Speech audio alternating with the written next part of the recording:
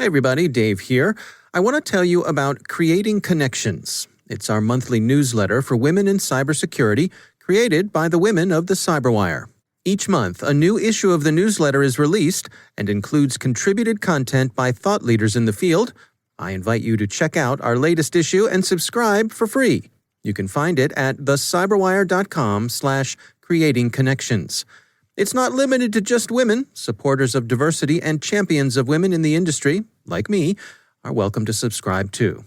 Check it out. It's Creating Connections, thecyberwire.com/creatingconnections. Thanks. Funding for this CyberWire podcast is made possible in part by LastPass. LastPass is an award-winning security solution that helps millions of individuals in over 70,000 organizations navigate their online lives easily and securely. Businesses can maximize productivity while still maintaining effortless, strong security with LastPass. LastPass can minimize risk and give your IT team a breakthrough integrated single sign-on, password management, and multi-factor authentication solution.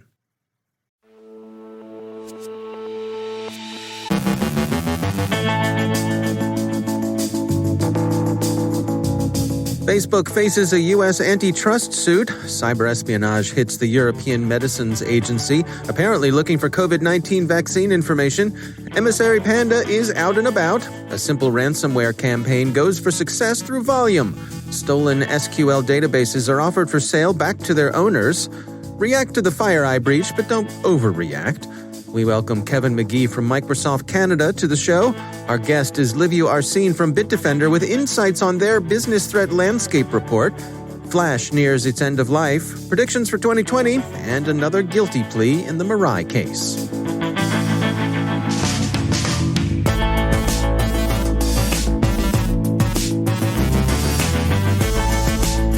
From the CyberWire studios at Data Tribe, I'm Dave Bittner with your CyberWire summary for Thursday, December 10th, 2020.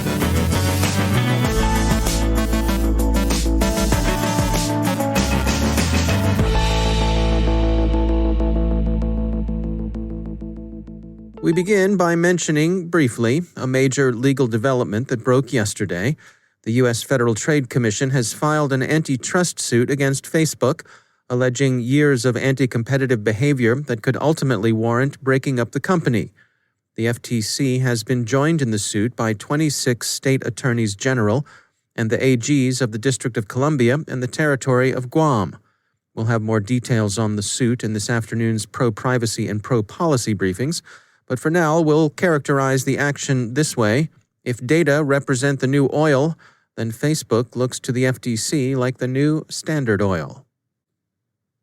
BioNTech has disclosed, according to The Guardian, that information related to the COVID-19 vaccine the German firm has been developing with Pfizer was accessed in a cyber attack against the European Medicines Agency. The agency simply says that it was attacked without offering so far any information on targets, losses, or attribution, Security Week reports. Dutch National Police are investigating. Avast yesterday reported citing Emissary Panda, also known as APT-27 or Lucky Mouse. The campaign, whose first interest seems to be the government of Mongolia, is phishing with a weaponized document exploiting CVE 2017-11882. The Prague-headquartered security firm said, in part, quote, "The APT group planted backdoors and keyloggers to gain long-term access to government networks and then uploaded a variety of tools that they used to perform additional activities on the compromised network, such as scanning of the local network and dumping credentials. We presume that the main aim of cyberespionage was the exfiltration of sensitive data from potentially interesting government agencies." End quote.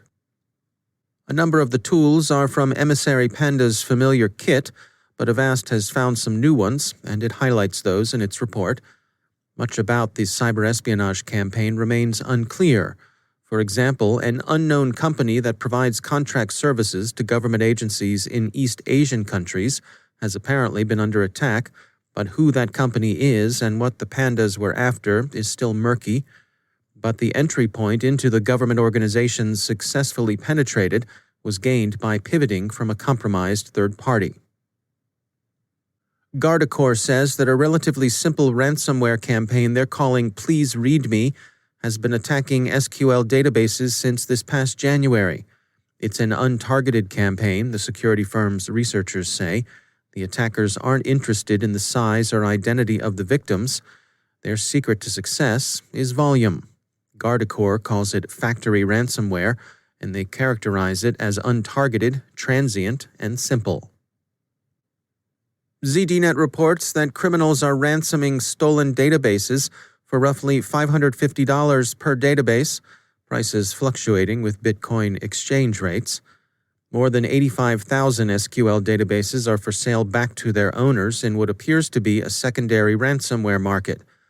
The market also seems largely automated, and there's no particular reason to think that the databases won't also be sold to third parties in the criminal-to-criminal market. There's considerable breathlessness in reactions to the FireEye breach, but both Qualys and Hurricane Labs offer more measured, less alarmist advice. Qualys observes that some of the stolen tools may appear in commodity attacks. Hurricane Labs sensibly points out that organizations should pay attention to the vulnerabilities FireEye has said the tools incorporate and apply the available patches and mitigations. Both note that FireEye has shared details useful for protection in its GitHub repository. So the incident should serve as an impetus to more careful patching and practicing better cyber hygiene in general. We note that plenty of vendors are interested in helping you do both. Speaking of patching and updates, the Requiem for Flash has been sounded so often that one almost hesitates to put on mourning, but this time it seems to be for real. ZDNet reminds all that Adobe has issued its last-ever Flash patch and warns users in very direct language that Flash will reach its end of life on January 12th of the new year. If you use Flash, plan accordingly. Looking ahead to the new year, as we've been doing lately, we can sum up most of the predictions by saying that 2020's criminal momentum is expected to carry into 2021, and it's clearly doing so. COVID-19-driven social engineering, for one thing, is here and likely to remain for the foreseeable future. KnowBe4, for example, announces the appearance of COVID-19 vaccine fishbait. It's unlikely to go away soon. Expect this chum to be scattered across inboxes well into 2021.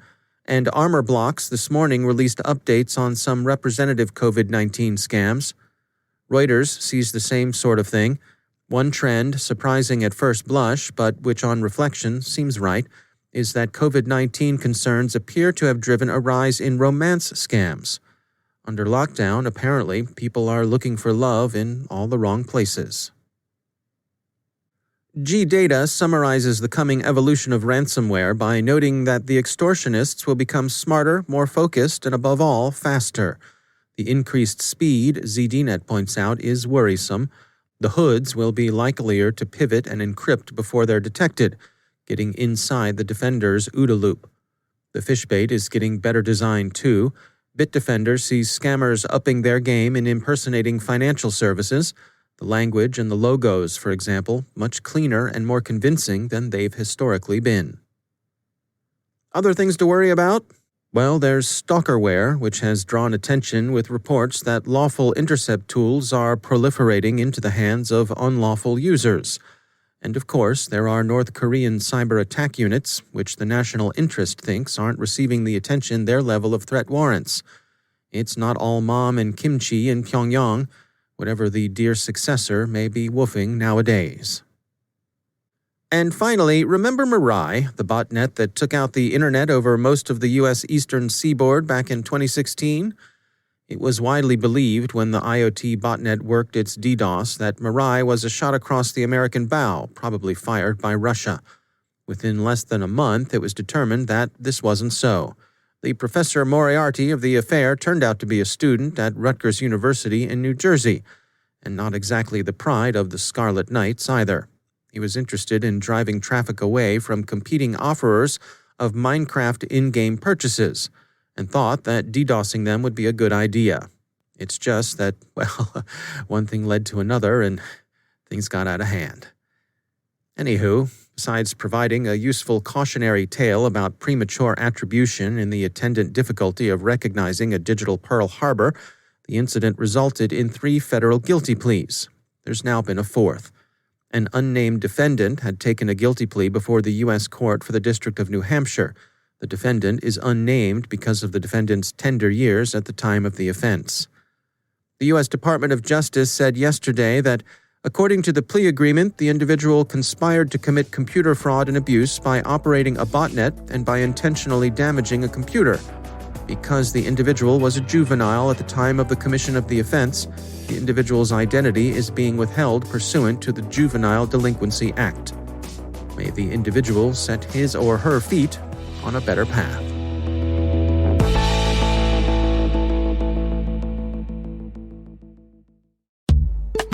And now, a word from our sponsor, KnowBe4. Email is still the #1 attack vector the bad guys use, with a whopping 91% of cyber attacks beginning with phishing. But email hacking is much more than phishing and launching malware. Find out how to protect your organization in an on-demand webinar by Roger A. Grimes, KnowBe4's data-driven defense evangelist. Roger walks you through 10 incredible ways you can be hacked by email and how to stop the bad guys. And he also shares a hacking demo by KnowBe4's Chief Hacking Officer, Kevin Mitnick. So check out the 10 incredible ways where you'll learn how silent malware launch, remote password hash capture, and rogue rules work, why rogue documents, establishing fake relationships, and compromising a user's ethics are so effective. Details behind clickjacking and web beacons, and how to defend against all of these. Go to knowbe4.com/10 ways and watch the webinar. That's knowbe4.com/1 and 0 WAYS. And we thank KnowBe4 for sponsoring our show.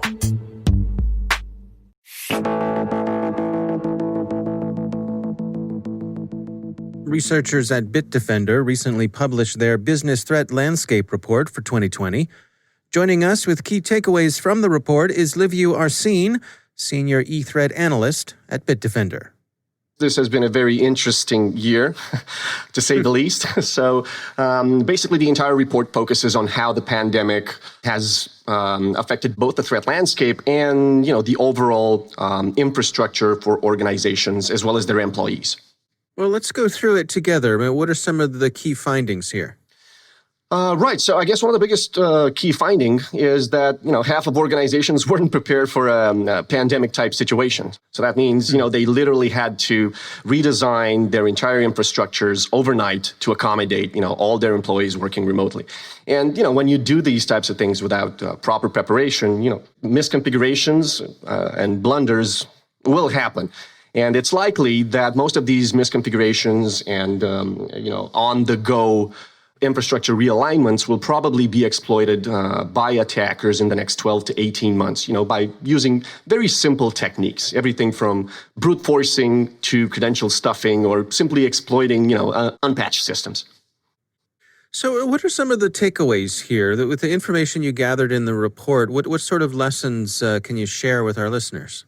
So I guess the biggest, some of the biggest are that one of the policies that seems to be less enforced, let's say, is the fact that companies don't have a policy for making employees or for preventing employees from reusing old passwords. Actually, I think over 93% of employees actually reuse old passwords for their accounts. There's also the fact that I think in the first half, from January up until June, we've seen a spike in suspicious IoT incidents in households. And CIOs and CISOs actually do believe that, the fact that employees are now working remotely from their own homes, their networks could actually be prone to more attacks, to a more diverse attack surface, if you will, that could potentially compromise their work endpoints, laptops, or computers, and subsequently move those threats to the enterprise environment. Yeah. Now, do you suppose that the organizations that went into this better prepared, but also have been able to be nimble throughout, are they going to have a competitive advantage when we get to the other side? Well, security is, you can look at it as something organic. It's never something that you deploy once and you forget about it. It's something that you constantly have to evaluate. So those that had a plan and were probably a little bit better prepared to face the new threats. But these are not the only threats, the only things that have changed. Even those companies that were prepared for this scenario are now facing threats that they previously didn't face. For instance, we found evidence, if you will, although circumstantial evidence, that there is such a thing as APT hackers for hire, which is a bad thing because APT groups were mostly associated with governments, and state-sponsored actors. But recent investigations revealed that some of these APT groups may actually be offering their services to the highest bidder. For example, they've instead of targeting financial institution or government institutions, they've started targeting completely different verticals. They went after a real estate company and a video production company. So they had absolutely nothing to do with financial gain. I mean, the attack is not financially motivated or politically motivated. So the only plausible explanation in light of the sophistication of the attack was that they were probably hired by one of their competitors to do a little bit of industrial espionage. And this completely changes the game a little bit, especially for these SMBs that traditionally didn't face these types of threats. And this is all in the report. There's a lot more detail in that. That's Liviu Arsene from Bitdefender.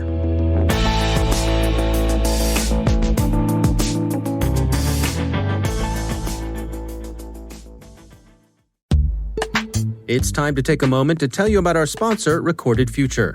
If you haven't already done so, take a look at Recorded Future's Cyber Daily. We look at it. The CyberWire staff subscribes and consults it daily. The web is rich with indicators and warnings, but it's nearly impossible to collect them by eyeballing the internet yourself, no matter how many analysts you might have on staff, and we're betting that however many you haven't got enough. Recorded Future does the hard work for you by automatically collecting and organizing the entire web to identify new vulnerabilities and emerging threat indicators. Sign up for the Cyber Daily email to get the top trending technical indicators crossing the web. Cyber news, targeted industries, threat actors, exploited vulnerabilities, malware, and suspicious IP addresses. Subscribe today and stay ahead of the cyber attacks. Go to recordedfuture.com/cyberwire to subscribe for free threat intelligence updates from Recorded Future. And we thank Recorded Future for sponsoring our show.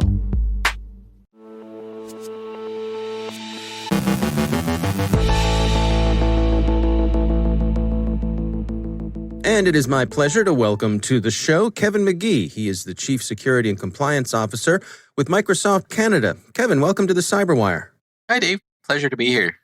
So before we dig into some of the topics that you're going to share with us along the way, I thought it'd be nice to get to know you a little bit about your own professional journey and the sorts of things that keep you busy day to day at Microsoft. Where did you get your start and what led you to where you are today at Microsoft?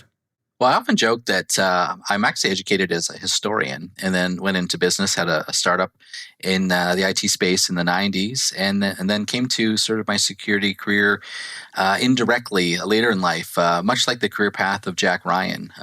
So I like to consider myself the Canadian Jack Ryan.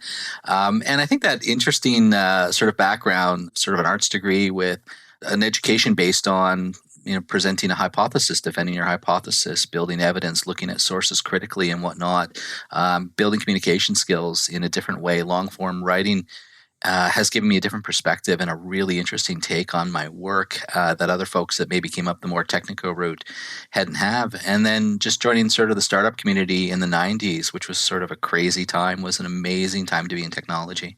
Yeah. And then so what was the path that led you to Microsoft? Ultimately, I never really saw myself again working for a large company, but Microsoft in the last number of years has really shifted to a different style under Satya Nadella, where we take a very growth mindset, learn it all approach to our work. And a lot of the innovations I was seeing that was very interesting started coming out of Microsoft. So when the recruiter called and connected me to a vice president who was hiring, he wanted me to look at the business and growing the business like a startup person would. And it was very refreshing. And I thought maybe when I joined, it wouldn't be like that, but it truly is. We're trying to build a a culture that looks at diversity of opinions, innovation, and whatnot as what makes you successful in your career, not just delivering numbers or shipping product. I think about Microsoft as a global company, and certainly one with a lot of history.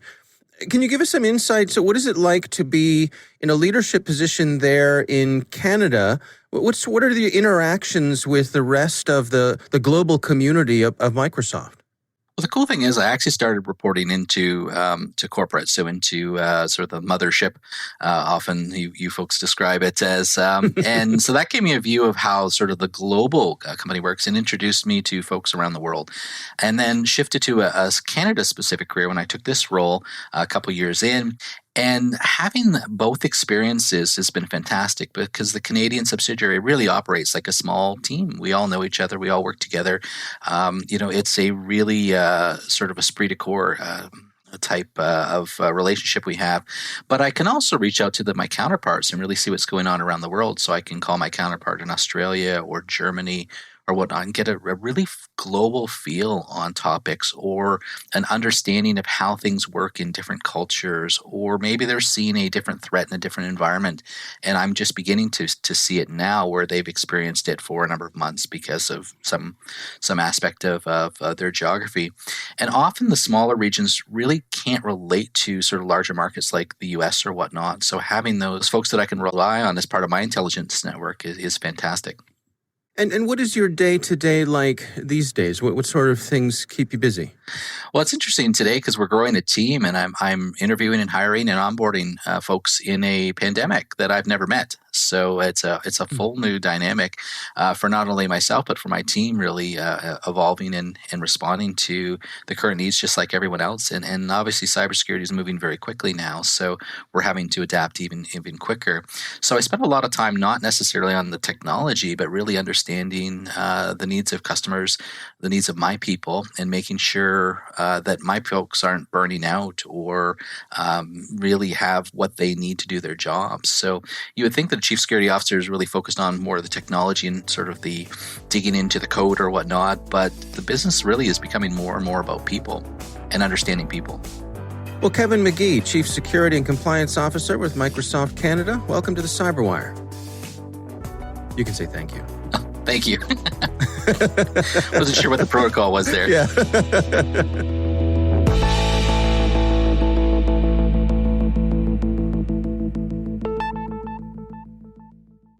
Thanks to all of our sponsors for making the CyberWire possible, especially our supporting sponsor, Proofpoint's Observe It, the leading people-centric insider threat management solution.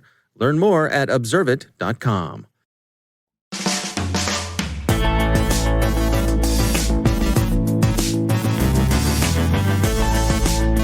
And that's the CyberWire. For links to all of today's stories, check out our daily briefing at thecyberwire.com. And for professionals and cybersecurity leaders who want to stay abreast of this rapidly evolving field, sign up for CyberWire Pro. It'll save you time and keep you informed. Between love and madness lies obsession. Listen for us on your Alexa smart speaker, too. The CyberWire podcast is proudly produced in Maryland out of the startup studios of Data Tribe, where they're co-building the next generation of cybersecurity teams and technologies. Our amazing CyberWire team is Elliot Peltzman, Puru Prakash, Stefan Vaziri, Kelsey Bond, Tim Nodar, Joe Kerrigan, Carol Terrio, Ben Yellen, Nick Valecki, Gina Johnson, Bennett Moe, Chris Russell, John Petrick, Jennifer Iben, Rick Howard, Peter Kilpie, and I'm Dave Bittner. Thanks for listening. We'll see you back here tomorrow.